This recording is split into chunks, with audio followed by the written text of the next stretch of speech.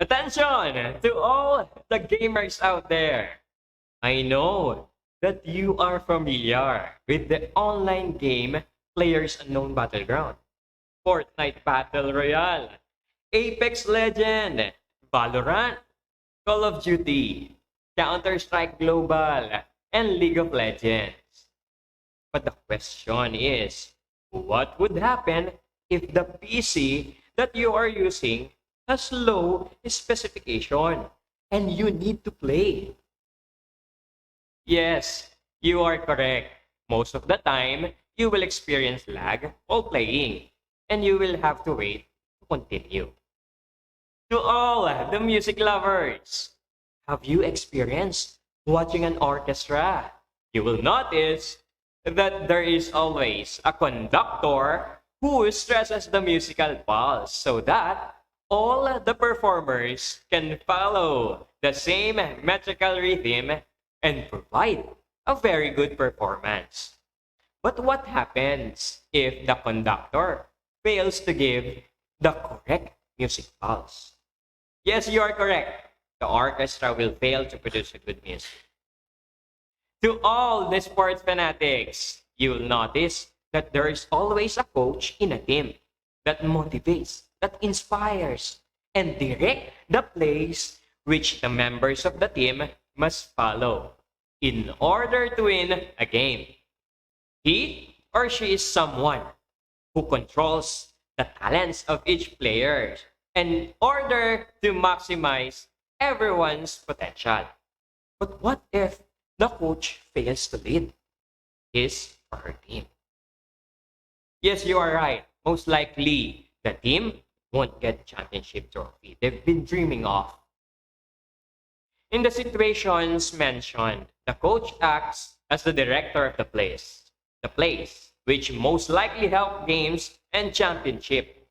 The conductor acts as the command center that makes sure every member plays music in a very good manner. And the lags and the long pauses are because of the low specs of the CPU or the brain center of your computer, which resulted in a very poor performance. Just like in your body, the brain is a very important organ. It controls and coordinates everything from the way you speak, the movement of your hands. It also plays a crucial role on our emotion. In this discussion, we will be focusing on the influence of brain function to fear, anger, happiness, and love. Stay tuned as we explore more about what part of the brain controls emotions. At the end of our today's discussion, my dear Valenzuelanos, I'm hopeful that you will be able to discuss that understanding the different parts of the brain processes and functions may help you in improving your thoughts, behavior, and feelings, and explore ways on how to improve your brain functions for personal development. The brain is the most complex part of the human body. This 3-pound organ is the seat of intelligence, interpreter of senses, initiator of body movement, and controller of behavior. Although experts still have a lot of questions about the brain's role in a range of emotions, they have pinpointed the origin of some common ones, including fear, anger, happiness, and love. Where do emotions come from? The limbic system is a group of interconnected structures located deep within the brain. It's the parts of the brain that are responsible for behavioral and emotional responses. The hypothalamus, it is involved in different emotional responses, hormone release, and regulating body temperature. Hippocampus helps preserve and retrieve memories. Amygdala, this part of the brain, plays an important role in fear and anger. The limbic cortex, this part impacts mood, motivation, and judgment. What part of the brain controls fear? Fear is a very important emotion. It helps you respond appropriately to threatening situations that could harm you. This response is generated by stimulation of the amygdala, followed by the hypothalamus. It initiates the fight or the flight response. The hypothalamus sends signal to the adrenal glands to produce hormones such as adrenaline and cortisol. As these hormones enter the bloodstream, you might notice some physical changes such as an increase in heart rate, breathing rate, blood sugar, and perspiration. What part of the brain controls anger? Much like fear, anger is a response to threats or stressors in your environment. When you are in a situation that seems dangerous and you can escape, you likely respond with anger or aggression. Frustration, such as facing roadblocks while trying to achieve a goal, can also trigger the anger response. Anger starts with the amygdala, stimulating the hypothalamus. In addition, parts of the prefrontal cortex may also play a role. In anger, it contributes to the regulation of anger. People with damage to this area often have trouble controlling their emotions, especially anger and aggression.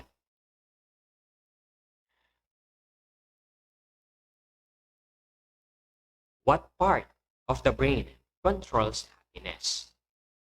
This is the question that we will answer today, my dear Valenzuelanos.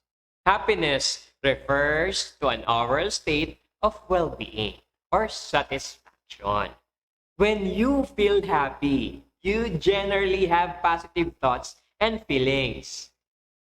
Imaging studies suggest that happiness response originates partly in the limbic cortex. Another area called the precuneus also plays a role. In a 2015 study, around 2015 found out that people with larger gray matter volume in their right precuneus reported being happier.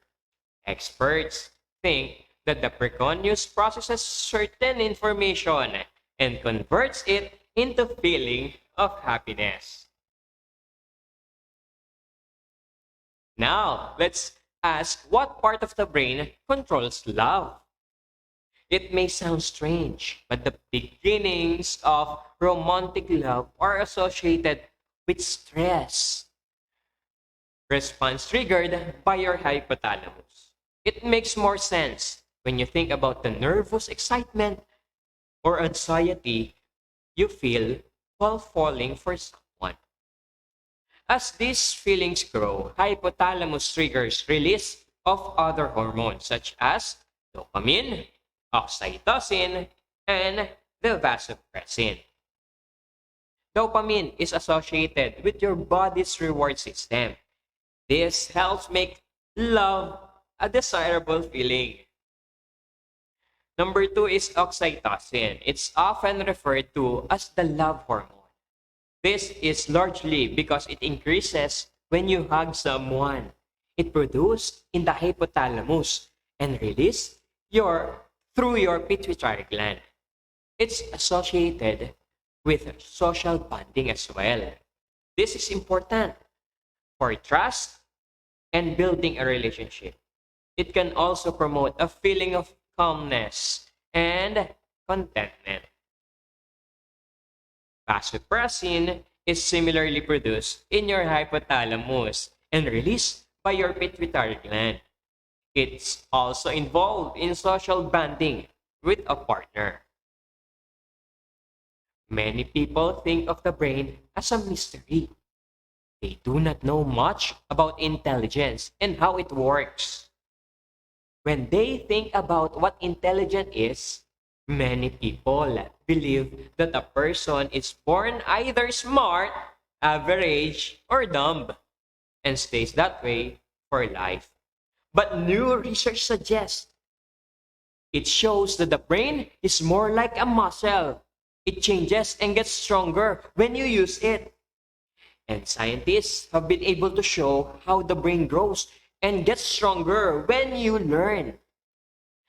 Everyone knows that when you lift a weight, your muscle gets bigger and stronger. That's because the muscle become larger and stronger with exercise. And when you stop exercising, the muscle shrink and get weaker. That's why people say, use it or lose it. But most people don't know that when they practice and learn new things, part of their brain change and get larger a lot, like muscles do when they exercise. Here are some tips on how you can improve your brain functions according to healthline.com. Number one is have fun with a jigsaw puzzle. Putting together a 1,000-piece puzzle is an excellent way to strengthen your brain. Research has shown that doing jigsaw puzzle recruits multiple cognitive abilities. Having to look at the different puzzle and figuring out where they fit within the larger picture can be a great way to challenge and exercise your brain. Number two, build your vocabulary. A rich vocabulary has a way of making you sound smart. Research shows that many more regions of the brain are involved in vocabulary tasks, particularly in areas that are important for visual and auditory processing. To test this theory, try this cognitive boosting activity. Keep a notebook when you read. Write down unfamiliar word, then look up the definition. Try to use that words 5 times the next day. Number 3, use all your senses. Research suggests that using all your senses might help strengthen your brain.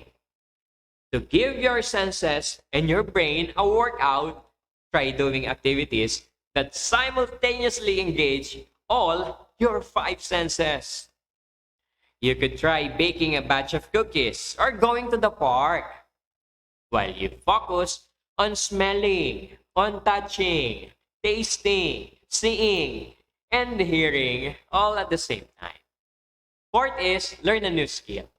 Learning a new skill is not only fun and interesting, but it may also strengthen the connection in your brain. A research from 2014 also shows that learning a new skill can help develop memory function in older adults. Is there something you've always wanted to learn how to do? Perhaps you'd like to use a particular software program or learn how to cook. You now have one more good reason to learn that new skill. Fifth is teach a new skill to someone. One of the best ways to expand your learning is to teach a skill to another person. After you learn a new skill, you need to practice it. Teaching it to someone else requires you to explain the concept and correct any mistake you make.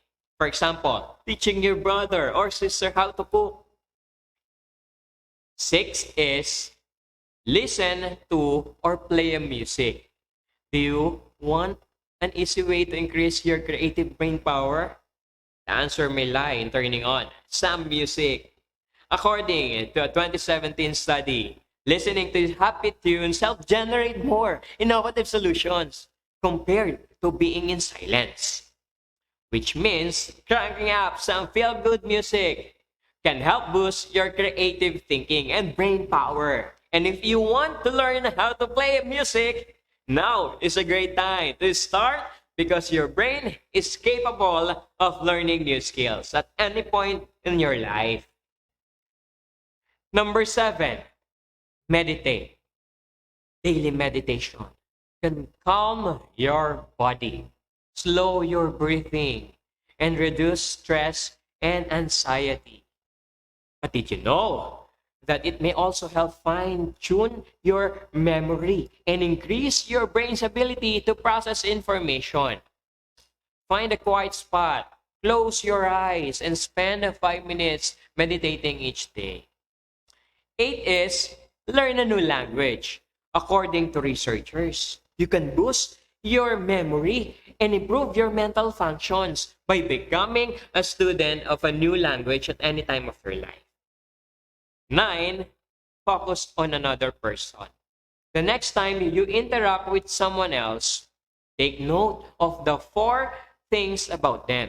Maybe you observe the color of their shirts or their pants. Are they wearing glasses? Do they have a hat? Or, if so, what kind of hat? What color is their hair? Once you decide on 4 things to remember, make a mental note and come back to it later in the day. Write down what you remember about those 4 details. At this point, I will be answering some of your questions. If you have one, just comment down below. Let's wait for their question. Okay, I think we have one I think it's from Daniel.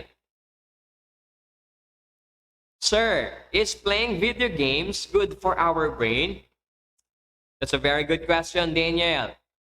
Playing video games actually helps you improve your coordination, concentration, memory, and problem solving. But you must remember to always do things in moderation, because too much of anything is bad. Do we have another question? I think it's from Sarah. Sir, how can I improve my memory? Thank you, Sarah. I have here several tips to improve your memory. Train your brain, eat healthy food, do not drink alcohol, and be physically active. Do we have another question? Oh yes, I think it's from Ben. Ben, the question of Ben is, Sir, can you help me manage my online games addiction?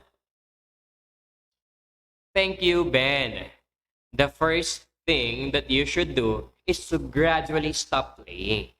I know that it is very hard, but the fact that you actually know that you are already addicted to that online game is a good start.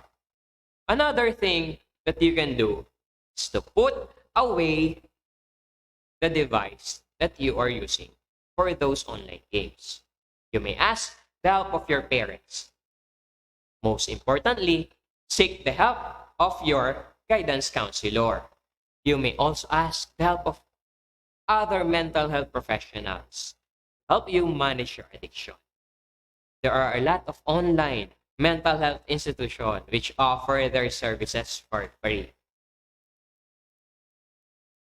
That's it for today's discussion. If you have another question, you may ask your personal development teacher in your follow-up session regarding this topic. I hope that you learned a lot from our lesson. Do not forget to answer the activities on your learning packet. Stay at home and stay safe. Goodbye.